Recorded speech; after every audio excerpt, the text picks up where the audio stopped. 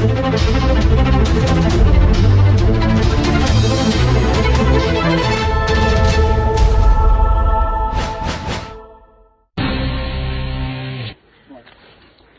ាបសួរលោកលោកស្រីប្រិមត្តទូរទស្សនិកជនជាទីគោរពនាទីចុះស្រាយជាមួយកសិករសូមស្វាគមន៍នាទីនេះបង្កើតឡើងក្រោមគំនិតទឹកដើមរបស់ថ្នាក់ដឹកនាំនៃក្រសួងព័ត៌មានជាមួយនឹងថ្នាក់ដឹកនាំនៃក្រសួងកសិកម្មរុក្ខាប្រមាញ់និងនេសាទនៅក្នុងគោលបំណងមួយដើម្បីចែករំលែកបទពិសោធន៍ក៏ដូចជាបច្ចេកទេសកសិកម្មល្អៗពីមន្ត្រីជំនាញក៏ដូចជាកសិករឆ្នើមនិងកសិករដែលទទួលបានជោគជ័យលើផលិតផលកសិកម្មរបស់ពួកគាត់ដើម្បីចែករំលែកទៅដល់កសិករដទៃទៀតឲ្យពួកគាត់ទទួលបានទិន្នផលខ្ពស់ដែរនៅក្នុងសប្តាហ៍នេះក្រុមការងារនីតិចុះស្រាយជាមួយកសិករបានចុះមកដល់ភូមិព្រៃកនុបឃុំកំពង់ស្វាយស្រុកគៀនស្វាយខេត្តកណ្ដាលក្រុមការងាររបស់យើងនឹងបង្ហាញជូនទូរទស្សនិកជនអំពីបច្ចេកទេសនៅក្នុងការចិញ្ចឹមជ្រូកយកកូនហើយកូននេះឃើញថាគាត់បានចែកចាយលក់ទៅទូទាំងប្រទេសហើយយើងឃើញថាកសិករដែលយើងនឹងបង្ហាញជូនទូរទស្សនិកជននេះឃើញថាពីមួយឆ្នាំទៅមួយឆ្នាំគឺគាត់កំពុងតែទទួលបានជោគជ័យលើរបរចិញ្ចឹមជ្រូកយកកូនរបស់គាត់ឥឡូវនេះយើងសូមបង្ហាញជូនថាវាគ្មិនដែលចូលរួមនៅក្នុងការជជែកអំពីបច្ចេកទេសនៅក្នុងការចិញ្ចឹមជ្រូកយកកូននៅក្នុងសប្តាហ៍នេះទីមួយសូមស្វាគមន៍លោកអូឌូរិនលោកគឺជាប្រធានការិយាល័យផលិតកម្មនិងបសុព្យាបាលនៃមន្ទីរកសិកម្មខេត្តកណ្ដាលហើយយើងក៏មានការចូលរួមពីកសិករដែលគាត់ទទួលបានជោគជ័យលើការចិញ្ចឹមជ្រូកនេះហើយយើងឃើញថាកសិដ្ឋានគាត់នេះគឺឃើញថាមានជ្រូកជាច្រើនហើយគាត់នឹងចូលរួមនៅក្នុងការចែករំលែកបទពិសោធន៍របស់គាត់នៅក្នុងការចិញ្ចឹមជ្រូកយកកូនទៅដល់កសិកររបស់យើងនៅក្នុងឱកាសនេះដែរគឺសូមស្វាគមន៍លោកកុងថោជាមួយគ្នានេះផងដែរកម្មវិធីរបស់យើងក៏មានការអញ្ជើញចូលរួមពីមន្ត្រីខាងជំនាញការិយាល័យផលិតកម្មនិងបសុព្យាបាលក៏ដូចជាមន្ត្រីខាងមន្ទីរកសិកម្មខេត្តកណ្ដាលក៏ដូចជាមន្ត្រីដែលអញ្ជើញមកពីក្រសួងកសិកម្មរុក្ខាប្រមាញ់និងនេសាទក៏ដូចជាកសិករដែលគាត់មានចំណាប់អារម្មណ៍នៅក្នុងការចិញ្ចឹមជ្រូកយកកូននេះផងដែរដូច្នេះជាកិច្ចចាប់ផ្ដើមនៃសំណួរនេះខ្ញុំសូមជំរាបសួរទៅលោកដែលជាប្រធានការិយាល័យផលិតកម្មនិងបសុព្យាបាលសូមឲ្យលោកបង្ហាញអំពីស្ថានភាពការចិញ្ចឹមសត្វនៅក្នុងស្រុកគៀនស្វាយខេត្តកណ្ដាលរបស់យើងថាតើនាពេលបច្ចុប្បន្ននេះកសិកររបស់យើងគាត់ចិញ្ចឹមសត្វនេះថាតើមានស្ថានភាពយ៉ាងដូចម្តេចថាចំនួននៃការចិញ្ចឹមនេះកើនឡើងឬក៏ថយចុះហើយបើសិនជាកើនឡើងឬក៏ថយចុះដោយសារមូលហេតុអ្វីអញ្ចឹងខ្ញុំសូមជម្រាបអំពីការចិញ្ចឹមសត្វជាពិសេសសត្វជ្រូកហ្នឹងគឺនៅក្នុងខេត្តកណ្ដាលក៏ដូចជាពិសេសគឺស្រុកគៀនស្វាយហ្នឹងហើយនឹងស្រុកអង្គស្នួលប៉ុន្តែដែលខ្ញុំចង់និយាយថាមុនដំបូងគេមកអស់គឺស្រុកគៀនស្វាយហ្នឹងដែលចាប់ផ្ដើមចិញ្ចឹមមុនគេចិញ្ចឹមបញ្ហាជ្រូកយកកូនបន្ទាប់មកបានជាជ្រូកសាច់បើយើងនិយាយប្រវត្តិវិញការចិញ្ចឹមជ្រូកហ្នឹងតាំងពីជំនាន់នៅបោះរត់ចិញ្ចឹមនៅគេហៅនៅស្វាយប៉ាហើយស្វាយប៉ាអាលីចាប់ផ្ដើមខាងគៀនស្វាយហ្នឹងគឺខ្ញុំផ្ទាល់គឺខ្ញុំយកមកផ្សព្វផ្សាយចំទៅគឺមានការផ្សាយភាយទៅលើកសិករគាត់ចាប់អារម្មណ៍គាត់ក៏ប្រវែប្រវាទៅទិញគាត់ចាប់ផ្ដើមរកពូជទៅតាមស្រាវជ្រាវទៅយកពូជរហូតដល់ថៃខ្លះគេច្រើនទៅយកដល់ថៃហើយបានចាប់ផ្ដើមគាត់ចិញ្ចឹមខ្លួនគាត់ហើយគាត់ចិញ្ចឹមជាពិសេសមុនដំបូងកសិករគាត់មានលុយជាពិសេសអ្នកមានលុយខ្លះហ្នឹងគាត់ទិញជ្រូកមក1 2ឯងមេដល់គាត់ចិញ្ចឹមទៅគាត់មានបទពិសោធន៍ហើយគាត់ដើរទៅសិក្សាបទពិសោធន៍គ្នាឯងអ្នកណានៅនេះគាត់ស្វែងដល់យូរទៅក៏គេថាគាត់បានប្រាក់ចំណូលគាត់ចេះបង្កើនអាជីវកម្មរបស់គាត់ហ្នឹងពីបន្តិចទៅបន្តិចរហូតដល់ឧទាហរណ៍ដូចជាគាត់ជាម្ចាស់កសិដ្ឋានដែលរាល់ថ្ងៃគាត់បានដឹងការងារច្រើនលើការងារចិញ្ចឹមសត្វហ្នឹងពីដើមវិញគឺគាត់អត់យល់ទេណាភាគច្រើនកសិករហើយអ្នកនេះខ្ញុំនាំគាត់ទៅចូលនៅកសិដ្ឋានរបស់គេអត់ឲ្យចូលគាត់ខឹងគេគាត់ថាស្អីcôនេះដល់ពេលគាត់ដឹងឃើញឥឡូវយើងសិតតែពាក់អាវដើម្បីការពារហ្នឹងដល់មុនគាត់ខឹងគេមានឲ្យចូលកសិដ្ឋានចិញ្ចឹមជ្រូកចិនហ្នឹងគាត់គេការពារគេស្តង់ដារគេអត់ឲ្យគាត់ចូលទេគាត់ថាមុននឹងចូលហ្នឹងគេពាក់អាវពាក់អីចឹងតែសុំគេឲ្យដឹងមុនឲ្យមួយទឹកមួយអីចឹងគាត់ខឹងគេដល់ប៉ះគាត់វិញនិយាយពីឥឡូវគាត់ការពារវិញយើងមកទាំងអស់គ្នាហើយមួយទៀតបើសិនជាមានផ្ទុះជំងឺណាហ្នឹងគាត់មួយថ្ងៃហ្នឹងគាត់មិនងាយឲ្យណាចូលទេអញ្ចឹងបានទាំងអស់គ្នាហ្នឹងឲ្យមកហ្នឹងគាត់ទុកចិត្តឲ្យយើងចូលហ្នឹងដើម្បីចែករំលែកហ្នឹងអញ្ចឹងឥឡូវជាថ្ងៃនេះបានខ្ញុំយកគាត់ជាមួយដែលគាត់មានការតស៊ូតាំងពី1 2មេជ្រូករហូតដល់មេឡើងហ្មងហើយឡើង700ហើយបាទប៉ុន្តែនឹងនៅថ្នាក់មធ្យមនៅក្នុងស្រុកគៀនស្វាយនឹងមានដល់មេដល់1000នៅក្នុងស្រុកគៀនស្វាយយើងលោកប្រធានការិយាល័យយើងអាចបញ្ជាក់បានន័យថារហូតមកដល់ពេលនេះចំនួនកសិដ្ឋានដែលយើងអាចថាពួកគាត់ដែលមានជ្រូកចាប់ពី10 20ក្បាលទៅមានចំនួនប្រហែលជាប្រមាណដែរជាគិតជាភាគរយហើយមេជ្រូកមួយជាមេជ្រូកបើគិតពីធំមេ10អីប្រហែលជាមានដល់ធំតា5%អីទេនៃចំនួនកសិដ្ឋាន cả tháng còn chăm ở năm kiện chọn chia nè quẹt sạt phun một chấm muốn này còn miền là chấm này đó còn chấm ba của việc thời chấm này tuần chọn việc càng chấm chủ mình đơn chấm xanh xấy chấm hỏi khả thùng ai thùngขนาดxuống bài chia mà phi kém ấy hỏi mà quan đi nó miền kém phân អរគុណឥឡូវនេះយើងសូមបង្វែរសំណួរទៅលោកគង់ធោដែលលោកគឺជាកសិករយើងអាចថាជាកសិករឆ្នើមមួយដែលគាត់ទទួលបានជោគជ័យប៉ុន្តែ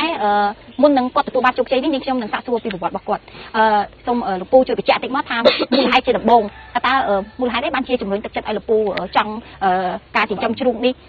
ការចិញ្ចឹមយកកូនឬមួយក៏ពីដំបូងហើយគ្រាន់តែចិញ្ចឹមជ្រូកដើម្បីលក់យកសាច់ធម្មតាទេសូមអរគុណចាប់ផ្ដើមពីដំបូងមកពីដូចនេះខ្ញុំសម្លឹងឃើញកសិដ្ឋានចាំជ្រូកជនបរទេសចឹងតាំងពីឆ្នាំ97ប៉ុន្តែយើងដូចមិនចាប់អារម្មណ៍ទេក្រោយមកដល់ឆ្នាំ2001ខ្ញុំ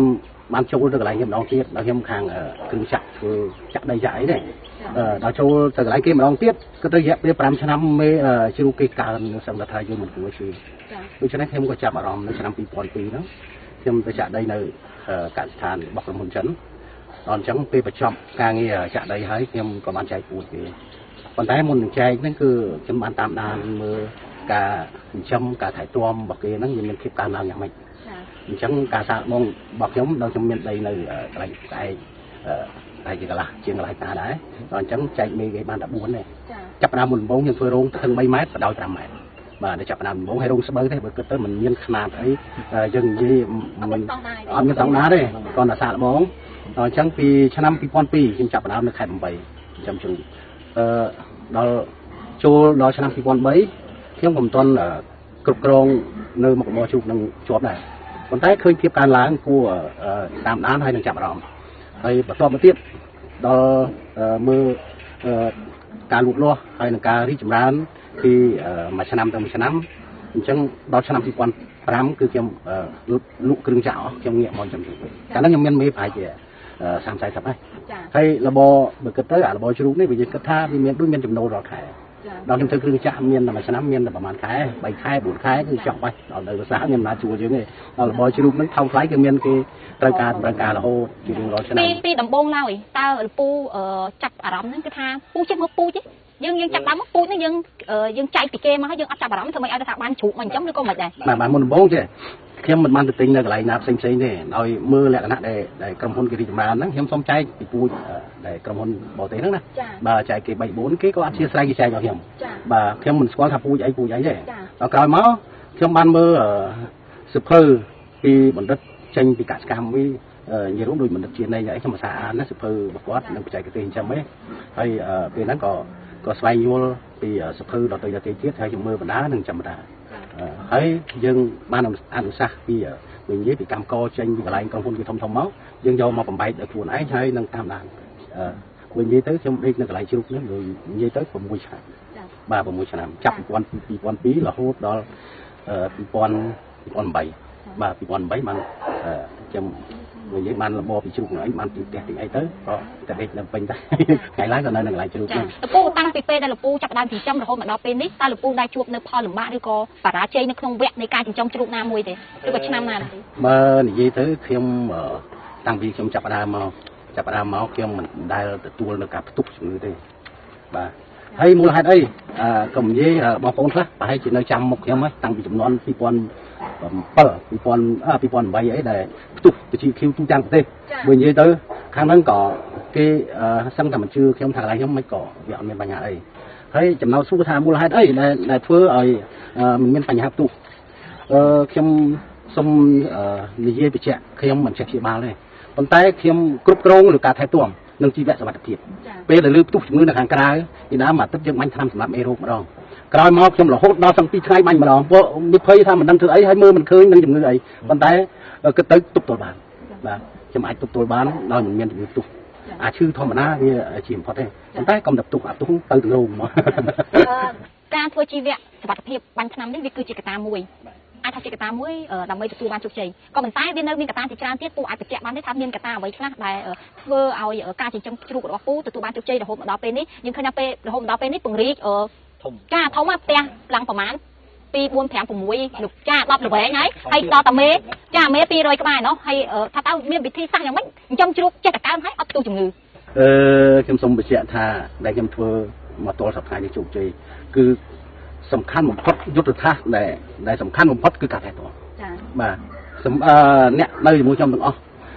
មិនថាជំនាញបានរៀនពេទ្យសាស្ត្រទេឲ្យតែចេះថែទាំចេះសម្អាតទីកន្លែងសំខាន់មែនទែនគឺនៅកន្លែងត្រង់មេកូនជ្រូកបាទមិនឲ្យប្រក្រតិទេគឺសម្អាតជារៀងរហូតបាទហើយបាញ់ថ្នាំសម្រាប់មេរោគទៅមិនក៏មកវាប្រក្រតិកន្លែងហ្នឹងអញ្ចឹងបើកន្លែងវាស្អាតមិនខុសពីមនុស្សទេបើកន្លែងរស់នៅស្អាតស៊ីស្អាតផឹកស្អាតក៏គឺមិនបាទវាមិនមានជំងឺអញ្ចឹងក៏មិនសូវចុកថ្នាំជាបាលចុះបញ្ហាចំណីបញ្ហាពូជយ៉ាងម៉េចដែរក្រោយប្រហែលជា 3-4 ឆ្នាំខ្ញុំចាប់ផ្ដើមស្គាល់ពីលក្ខណៈពូជដែលមានការលូតលាស់ធំធាត់លឿនតាមកម្រិតស្តង់ដារគេថាចាប់ពីកើតមករហូតដល់អាយុវា6ខែយើងចេះតែស្រាវជ្រាវពូជហើយនឹងយើងបណ្ដុះជាបន្តមកហើយពូជហ្នឹងឯងបើនិយាយឲ្យចំទៅនៅក្នុងស្រុករបស់យើងហ្នឹងវាមានតែប្រមាណប្រភេទទេដែលយើងចិញ្ចឹមជាខ្នាតនឹងលូតលាស់រីករាលណាវាមានប្រភេទឡាត់វាយលិនរឹសហើយយកពី3ពូជទៅគ្រប់គ្រាន់ហើយក្នុងការចិញ្ចឹមឲ្យព្រិចដោបានអញ្ចឹងហើយពូជហ្នឹងទៀតបើតែពូជហ្នឹងក៏យើងត្រូវរើសលក្ខណៈតាំងពីដៃជើងមៀតហើយបើមេវិញរើសតាំងពីដោះស្អាតអីចឹងហើយដៃជើងល្អពេលវាយើងបង្កាត់ទៅវាមិនជួបបញ្ហាដែលខូចជើងខូចដៃណាបាទចាអញ្ចឹងរយៈពេលប្រហែលដែលពូផ្លាស់ប្ដូរពីការចិញ្ចឹមជ្រូកលក់យកសាច់ហើយមកចិញ្ចឹមជ្រូកលក់យកកូនវិញហើយពីរហ្នឹងអ្នកណាពីរហ្នឹងតើមួយណាដែលចំណេញជាងហើយវាងាយស្រួលកន្លែងខ្ញុំនិយាយទៅមិនលក់តែកូនទេគឺលក់ចម្រុះខ្ញុំបង្កាត់ពូជលក់មេពូជផងលក់បាពូជផងកូនសាច់ក៏លក់ដែរហើយដែលសល់ក្រៅពីតម្រូវការកសិករគឺខ្ញុំចិញ្ចឹមសាច់បន្តទៅទៀតរហូតទៅបាទរួចដល់ពេលធំបានយើងបញ្ជូនទៅទីផ្សារទៅអាចជាមធ្យមអាចគិតថាជាមធ្យមក្នុងមួយខែឬក៏ប្រហែលខែយើងលក់ចេញអស់ប្រហែលកូនដែរឬក៏មេប្រហែលអីបាប្រហែលពីដើមមកកាលខ្ញុំចាប់ដើមចិញ្ចឹមដំបូងខ្ញុំគិតថាក្នុងមួយខែដែលខ្នាតតូចខ្នាតដែលថាយើងគិតថាធ្វើជាលក្ខណៈគ្រួសារទេខ្ញុំគិតកើកន្លែងថាមួយខែខ្ញុំឲ្យបានលក់30ក្បាលអញ្ចឹងនៅក្នុងកសិដ្ឋាននេះវាចំណាយស្មើ$100អីបើយើងមួយខែលក់បាន30ក្បាលយើងបម្រើការគ្រប់ហើយដល់ក្រោយមកទៀតយើងចេះតម្លើងមកគាត់ថាក្នុងមួយថ្ងៃឲ្យលក់បាន2ក្បាលអញ្ចឹងមួយខែទៅ60ក្បាលយើងបូករហូតអញ្ចឹងទៅបានយើងចេះបរិបបានគ្រប់ទល់នឹងទុនរបស់យើងណាបាទអញ្ចឹងមកទល់បច្ចុប្បន្ននេះក្នុងមួយខែខ្ញុំលក់បានប្រហែលជាជិត20តោនបាទជិត20តោនជួនកាល4-5 10តោនទៅ20តោនអញ្ចឹងរយៈ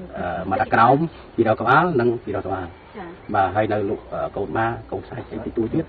អញ្ចឹងបានយើងទប់ទល់ការវិលជុំបានបាទងាកមកខាងពូប្រធានការិយាល័យវិញថាតើ